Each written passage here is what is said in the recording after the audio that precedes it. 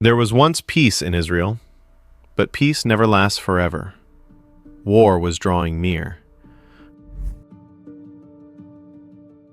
Philistine armies massed on the horizon, and fear spread through the villages like smoke. On the hills of Judah, Israelite soldiers looked across the valley of Elah and whispered what no commander wanted to say aloud: "We may not win this." This is the story of David and Goliath. Not a children's fable, but a war story about faith under pressure and the God who uses the overlooked to shame the proud. Stay with us until the end. What happens in the valley will echo far beyond one battle. The Israelites were led by King Saul, the first king of Israel, chosen by God, crowned by the people, and now frozen by fear. Even though Saul received a warm welcome from his soldiers, he was deeply worried. His warriors camped on one ridge. The Philistines held the other. Between them lay the valley, a narrow wound in the earth where champions would decide the fate of nations.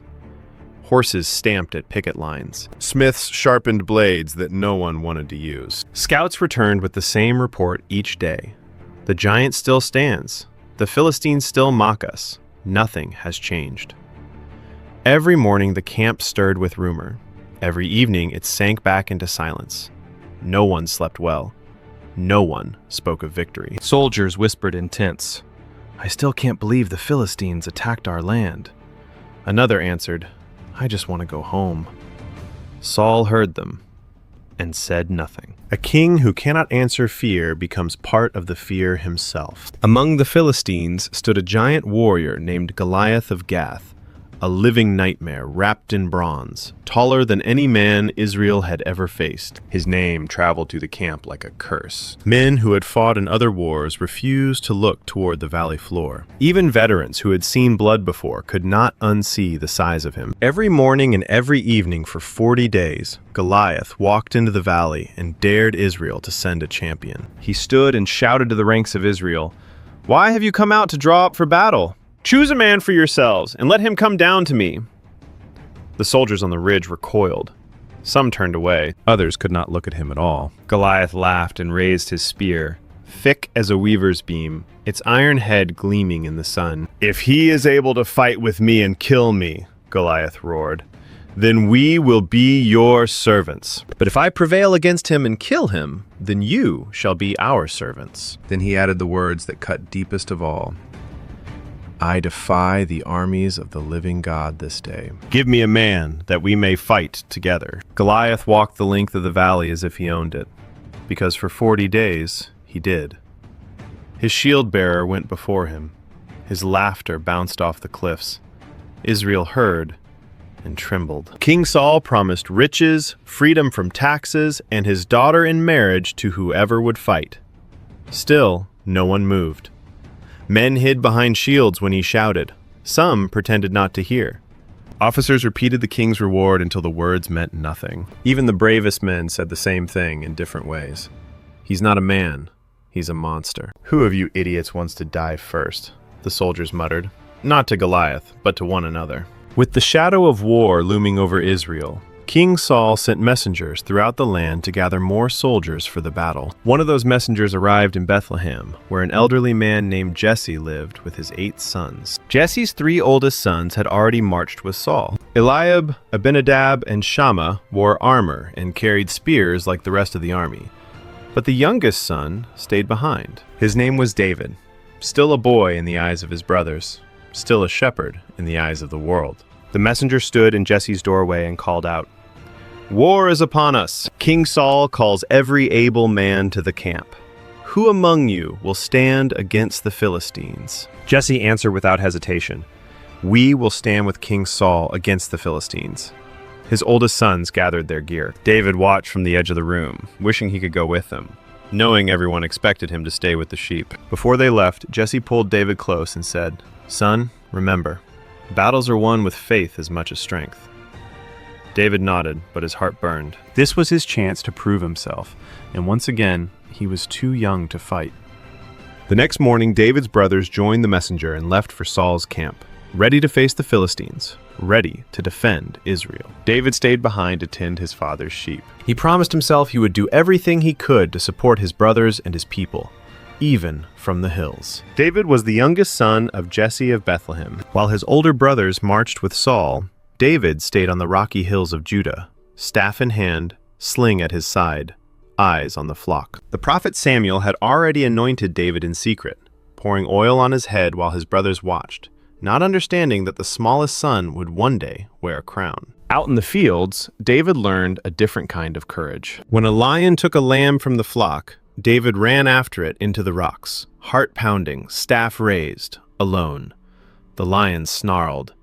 David did not run. He struck until the predator released the lamb and fled. The flock trembled. David breathed hard and thanked God in the silence. When a bear rose up against him in the night, David struck it and rescued the sheep. Not because he was the strongest, but because he trusted the Lord when no one was watching. He fought predators in secret. No crowd cheered, no king rewarded him. Only God saw, and that was enough. Later, Jesse would hear the story and shake his head. You don't have to make up tales to impress me, David. But David had not made it up. The wilderness had already written his resume in scars no one saw. In the fields with the sheep, David sang the prayers he could not yet preach on a battlefield. In the fields with the sheep, with my heart I will weep. Songs to praise your name, in your love I remain. Stars above gently shine, in your grace I am fine. Through the night I will sing, for my heart you're the king. When the lion draws near, I will stand without fear. By your hand I am strong, in your strength I belong. O my God, you are near. In my soul there's no fear. With my heart I will play devotion in your name.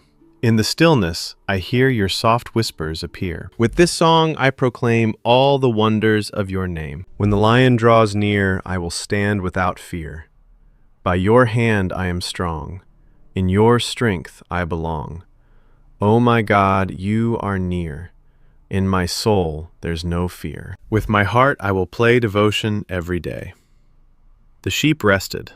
The hills glowed gold. A harp note hung in the air like a promise. And a boy no one counted as a soldier was being forged in obscurity, for a valley he did not yet know he would enter. One day Jesse called David in from the fields. It is time to bring food to your brothers at the camp, grain, bread, and cheese for their captain.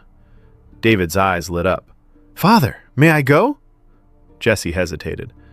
If you want to be useful, take this food to your brothers at the battlefield. See how they fare, and come back to the sheep. Early the next morning, David left the flock in the care of another young shepherd. He loaded the donkey and set out toward the valley of Elah, toward a war he did not yet know he would fight. On the road, he passed vineyards and olive groves, each step pulling him closer to the sound of Goliath's voice. When David reached the camp, the army was arranged for battle.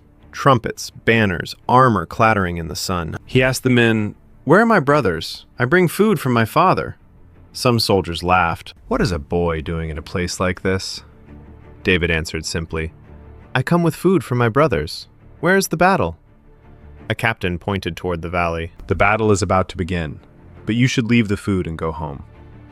David would not turn back. He found Eliab among the ranks and called his name. But what he heard next was not the voice of the valley. It was Goliath's challenge, rolling like thunder across the earth. Something shifted in David. Not rage, a holy offense, as if an insult aimed at Israel had struck the heart of heaven itself. David asked the men standing near him, "What will be done for the man who kills this Philistine and removes this disgrace from Israel?" His oldest brother Eliab burned with anger. "Why did you come down here? With whom did you leave those few sheep in the wilderness? I know your pride and the evil of your heart. You came down to watch the battle." David answered without flinching, "What have I done now? Is there not a cause?" The men around them began to murmur. Word traveled through the camp like fire. A boy is asking about the giant. A boy says he will fight. Someone told the king. When David entered the tent, the king looked as if he had not slept in 40 days. David bowed and said, "Let no one's heart fail because of this Philistine. Your servant will go and fight with him." Saul stared at the youth. "You are not able to go against this Philistine to fight with him. You are only a boy. He has been a warrior from his youth." David told the truth of his life. Your servant used to keep sheep for his father. When a lion or a bear came and took a lamb from the flock, I went after it and struck it and rescued the sheep from its mouth. If it rose against me, I caught it by its beard and struck it and killed it. The Lord who delivered me from the paw of the lion and the paw of the bear will deliver me from the hand of this Philistine. Saul was silent for a long moment. Some say the king wept from the weight of leading men he could not protect, then said to David, "Go, and the Lord be with you." Saul clothed David in his own armor, bronze helmet, coat of mail, Saul's sword strapped at his side. David walked in the heavy metal and tried to go, but he had not tested them. The armor clanged. The weight was wrong. This was a king's strength, not a shepherd's. David said to Saul, "I cannot go with these, for I have not tested them." So David put them off. He took his staff in his hand. He chose 5 smooth stones from the brook and put them in his shepherd's pouch. His sling was in his hand. And he walked toward the Philistine, not as a king's knight, but as a shepherd who knew the weapon he had used 1,000 times in secret. The valley had never seen anything like it. On one side, a mountain of bronze. On the other, a boy with a stick and a strip of leather. When Goliath saw David, he disdained him. A boy, ruddy and handsome, without armor.